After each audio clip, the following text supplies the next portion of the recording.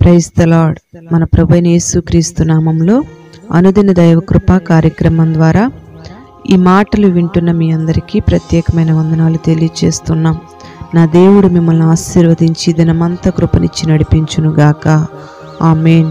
పరిశుద్ధ గ్రంథంలోంచి లూకా సువార్త 3వ అధ్యాయం 21-22 వచనాలు చదువుకుందాం.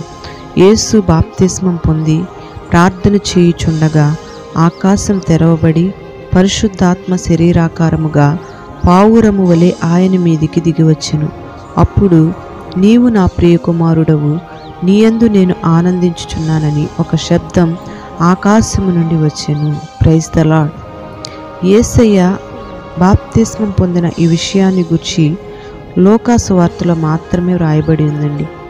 యేసయ్య పాపం లేని పరిశుద్ధుడు, దైవ కుమారుడు. ఈయన కూడా బాప్తిస్మం పొందాడు. అంతేకాకుండా వెంటనే ప్రార్థన చేశాడు.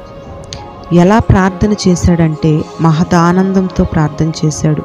ఇంత ఆనందం ఆయనకి ఎందుకు కలిగింది అంటే దైవనీతిని నెరవేర్చడం ద్వారా, అంటే తండ్రి చిత్తాన్ని బాప్తిస్మం ద్వారా నెరవేర్చినందుకు ఆయనకు మహా ఆనందం కలిగింది.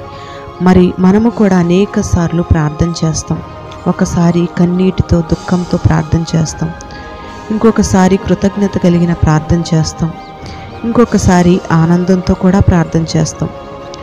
తండ్రి యొక్క ఆజ్ఞలన్నిటినీ కూడా ఒక్కొక్కటిగా నెరవేర్చినప్పుడు మనకు కూడా మహా ఆనందం కలుగుతుంది.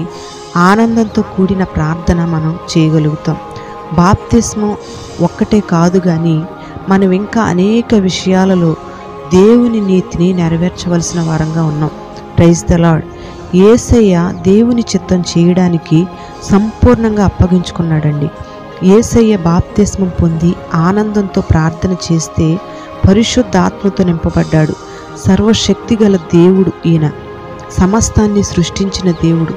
తాను సృష్టించిన ఈ ప్రకృతి ముందు తన్ను తాను తగ్గించుకుని నీటిలోకి దిగి ప్రజలందరితో కూడా సమానంగా బాప్తిస్మం పొందాడు. మరి ఈ దినాలలో అనేక మంది బాప్తిస్మం పొందడానికి, దేవుని చిత్తం చేయడానికి వెనకంజ వేస్తూ ఉన్నారు. ఎందుకంటే వారిలో ఉన్న అజ్ఞానం, వారిలో ఉన్న గర్వం అని చెప్పాలి. కొంతమంది ఏమో బాప్తిస్మం అనుభవం వరకు వస్తున్నారు కానీ ప్రార్థించే అనుభవం వారిలో కనబడడం లేదు, సన్నిధిలో కనబడే అనుభవం లేదు. ఇంతటితో దేవుని చిత్తం చేసేసాం అనుకుంటున్నారు కానీ చేయవలసినవి చాలా ఉన్నాయనే సత్యాన్ని వారు గ్రహించలేకపోతూ ఉన్నారు. ఈ మాటలు వింటున్న నీవు దైవ చిత్తం చేయడానికి సంపూర్ణంగా దేవునికి అప్పగించుకోవాలని ప్రభువు నిన్ను కోరుకుంటూ ఉన్నాడు.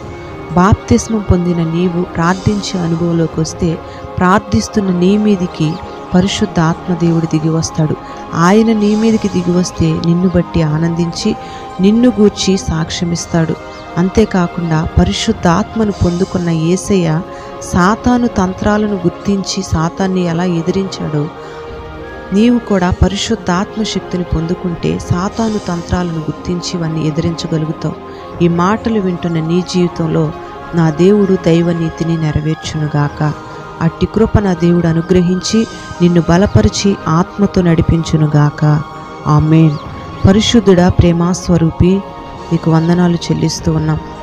నీవు దైవ కుమారుడివై ఉండి మాకు మాదిరి చూపించడానికి ఎంతగానో తగ్గించుకొని తండ్రి చిత్తాన్ని నెరవేరుస్తూ వచ్చారు. అందును బట్టి నీకు స్తోత్రం చెల్లిస్తున్నాం. ప్రతి ఒక్కరూ బాప్తిస్మం పొందడానికి, ప్రార్థించడానికి, పరిశుద్ధాత్మ నింపుదల పొందడానికి నీ బిడ్డలందరికీ మీరు కృపను అనుగ్రహించి నీ నీతి యావత్తు నీ బిడ్డలందరిలో నెరవేర్చమని ప్రార్థన చేస్తూ ఉన్నాం. అట్టి కృప మీరు దయచేసి ఈ మాటలు విన్న బిడ్డలందరినీ పేరు పేరున దీవించండి, అవసరతలు తీర్చండి, ఆరోగ్యంతో నింపండి, ఆత్మ సంబంధమైన దీవెనలతో నీ బిడ్డలు మీరు నడిపించి సమస్యలన్నిటిపై విడుదల కలుగు చేసి నీ బిడ్డలను ఈ దినమంతా కృపతో నింపమని నజరేయుడైన యేసు నామంలో ప్రార్థిస్తూ ఉన్నాము తండ్రి. ఆమేన్. Praise the lord.